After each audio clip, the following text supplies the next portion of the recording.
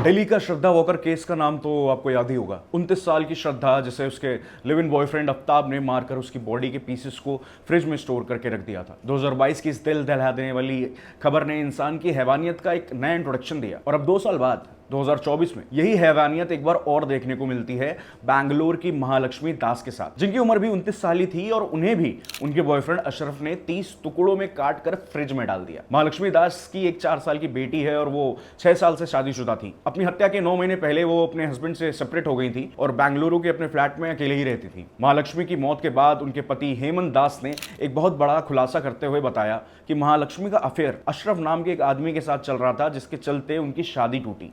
और हेमंत को अशरफ पर पूरा शक है कि क्राइम को अंजाम देने वाला वही है। इसकी वजह यह है क्योंकि महालक्ष्मी ने अफजल के खिलाफ ब्लैकमेल की रिपोर्ट भी पुलिस स्टेशन में कुछ ही महीने पहले करवाई। 21 सितंबर सैटरडे रात 3:30 बजे महालक्ष्मी के लैंडलॉर्ड ने उनके हस्बैंड को कॉल करके बताया कि उनकी वाइफ के कमरे से काफी तेज बदबू आ रही है। हेमंत ने महालक्ष्मी की मदर को इसके बारे में बताया कि वो रूम जाकर चेक करें। महालक्ष्मी की माँ और बहन जब रूम चेक करने पहुंची तो उन्हें भी वो बू आई। दरवाजा खोलते ही देखा कि जमीन पर कीड़े रेंग रहे हैं और फ्रिज के पास मंडरा रहे हैं। किसी चीज के सड़ने की महक और बदबू आ रही थी।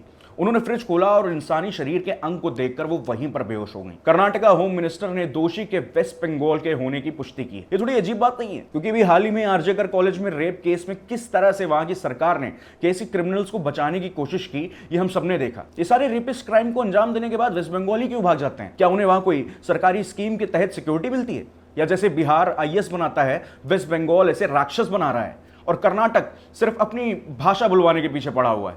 उसको वहां की बहन बेटियों की सेफ्टी सिक्योरिटी से कोई मतलब नहीं है। श्रद्धा वॉकर हो या महालक्ष्मी, दोनों के परिवारों ने अपनी बेटियों को इस दिल दहला देने वाली हत्या से खो दिया है। या फिर ये कहें कि श्रद्धा और महालक्ष्मी की जान उनके गलत इंसान से प्यार करने के डिसीजन से गई। अब आप इसे लव जिहाद बोले, क्रिमिनल माइंडसेट या टॉक्सिक मेल ईगो, सच तो ये है कि ये दोनों ही लड़कियां ऐसी दर्दनाक मौत का शिकार हुई हैं जिससे एक सवाल हमारे पूरे समाज पर खड़ा होता है। क्यों कोई ह्यूमैनिटेरियन ग्राउंड की दलील देने वाला फेमिनिस्ट या फिर कोई फैक्ट चेकर गुस्से में नहीं दिखता, स्ट्रिक्ट लॉस की मांग नहीं करता कि ऐसे केसेस सामने क्यों नहीं आते हैं? क्योंकि क्रिमिनल्स के नाम शायद आफ्ताब या अशरफ है और कर्नाटक में तो हनुमान चालीसा सुनने पर भी पिटाई हो जाती है। अपने दिमाग से पॉलिटिक्स, कौन किस मीडिया से है, ये सब हटाकर एक बार सिर्फ इन 2 चेहरों को और फिर उनके साथ क्या हुआ ये याद करके सोचिए। शायद आपके अंदर का भी सोया इंसान जाग जाए।